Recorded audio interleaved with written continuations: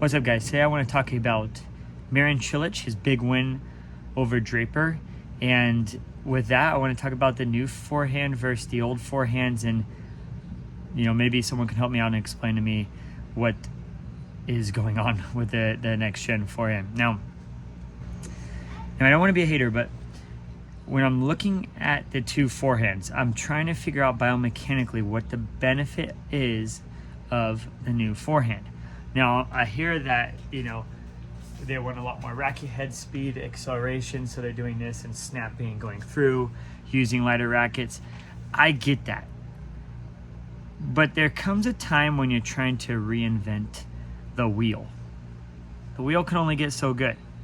And I think that's really what's happening now, because I think Draper and those guys hit harder,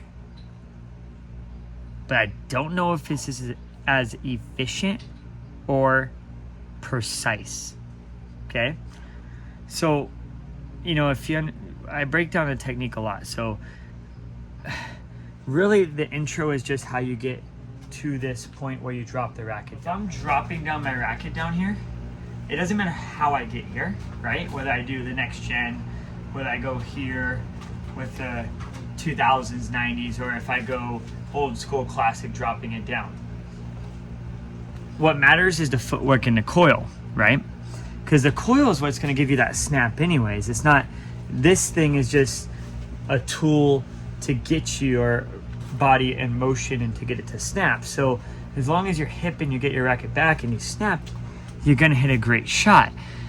And I honestly still think that's why Djokovic, Cilic are still having the results, even though, Cilic has gone through multiple knee injuries. Djokovic is going through injuries. Now, why they're still there in these newer guys, even though as great as Sinner is and Alcaraz, they're the generational talents. The whole rest of the field, I think I was watching women's tennis too with Lindsay Davenport and what's their name? Besides Capriati, there was another one I'm thinking about, Demita, I believe. But they just look more solid. Their technique looks better. They're cleaner. They're more consistent.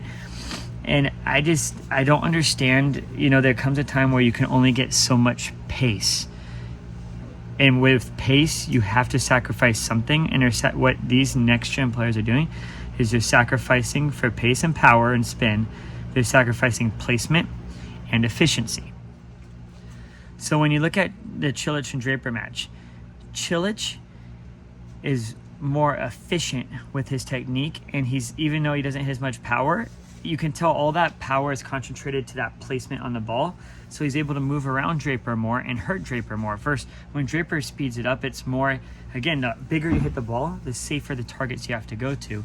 So Draper's cracking the ball into a bigger area, and not only that, but with all that little extra movement on his swing, it's harder to time the ball and take it earlier, where Cilic can step in and take the ball more efficiently on the rise and move forward through the court and into the net. So again, you take a look at it, go to past this point and go to the drop point, and you tell me if after that the techniques look the same, which they do. So then tell me why the heck we're doing all this extra stuff on the swings. All right. And we'll see what happens. I'm hoping Cilic keeps pulling through these older guys, because it'd be nice to see him win another Grand Slam and, in their late 30s and not even playing that much, and just show like, hey, we got to go back to, simpler take backs. Same thing when we're teaching tennisers. Why teach something so abstract that it's harder to time? You're just making it harder on yourselves, right? Till next time, guys.